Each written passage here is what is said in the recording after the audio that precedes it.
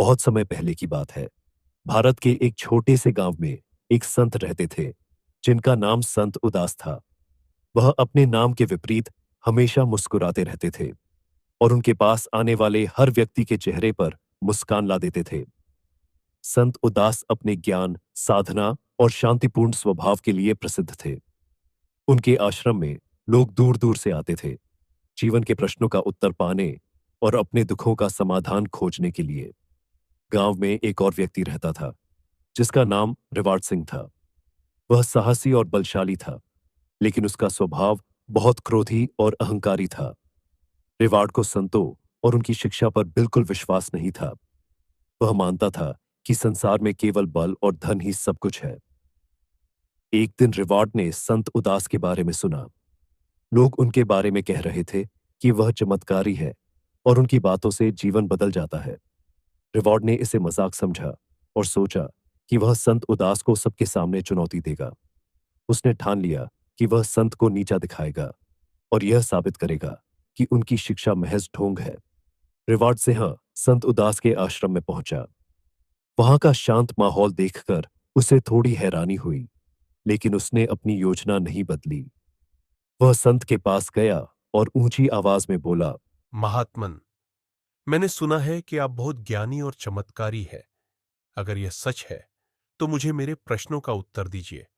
अगर आप असफल हुए तो आपको स्वीकार करना होगा कि आपकी बातें झूठ है।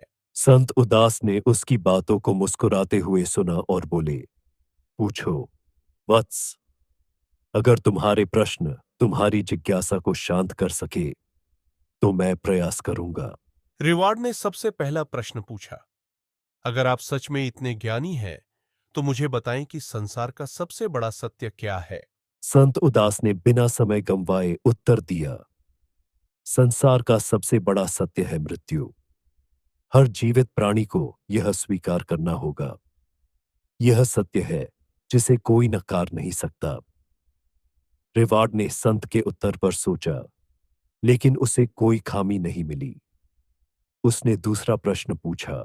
तो सबसे बड़ा झूठ क्या है? संत ने मुस्कुराते हुए कहा, सबसे बड़ा झूठ यह है कि इंसान खुद को अमर समझता है। वह अपने कामों, धन और शक्ति में इतना खो जाता है कि वह इस सत्य को भूल जाता है। रिवार्ड को संत की बातों ने थोड़ा चौंका दिया, लेकिन उसने हार नहीं मानी। उसने तीसरा प्रश्न पूछा। अगर जीवन इतना अस्थिर है तो इसका उद्देश्य क्या है? संत उदास ने उत्तर दिया, जीवन का उद्देश्य है सेवा, प्रेम और ज्ञान की प्राप्ति। जो दूसरों की मदद करता है, अपने ज्ञान से दूसरों का मार्गदर्शन करता है और प्रेम फैलाता है, वही जीवन के सच्चे उद्देश्य को समझ पाता है। संत का चमत्कार रिवाड़ ने महसूस किया कि संत के उत्तरों में गहराई थी, लेकिन उसका अहंकार उसे स्वीकार करने नहीं दे रहा था। उसने कहा, आपकी बातें सही हो सकती हैं, लेकिन क्या आप किसी चमत्कार से यह साबित कर सकते हैं? संत ने उसकी बात सुनकर एक बांस का डंडा उठाया और उसे जमीन में गाड़ दिया। उन्होंने कहा, अगर तुम इस डंडे को यहां से हिला सकते हो तो तुम्हारी शक्ति महान है, और अगर यह डंडा खुद उखड़ जाए तो ईश्वर की शक्ति को समझो। रिवार्ड ने पूरी ताकत से डंडे को खींचा, लेकिन वह टस से मस नहीं हुआ। अचानक डंडा जमीन से अपने आप निकल गया और हवा में खड़ा हो गया। रिवाड़ हक्का बक्का रह गया। उसने पहली बार अपनी शक्ति से परे कुछ अनुभव किया। रिवाड़ का बदलाव, उस दिन के बाद रिवाड़ का अहंकार समाप्त हो गया। उसने संत उदास से क्षमा मांगी और उनके शिष्य बनकर उनके आश्रम में रहने लगा। धीरे धीरे उसका जीवन बदलने लगा। वह क्रोधी और अहंकारी से एक शांत और दयालु व्यक्ति बन गया। संत उदास ने उसे सिखाया, शक्ति और धन अस्थायी है। जो सच्चा संतोष और शांति पाना चाहता है, उसे अपने भीतर की अच्छाई को पहचानना होगा।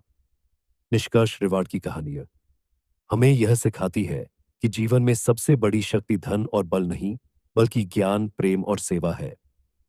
संत उदास के ज्ञान और धैर्य ने न केवल रिवाड़ का जीवन बदला, बल्कि पूरे गांव में शांति और सौहार्द का संदेश फैलाया।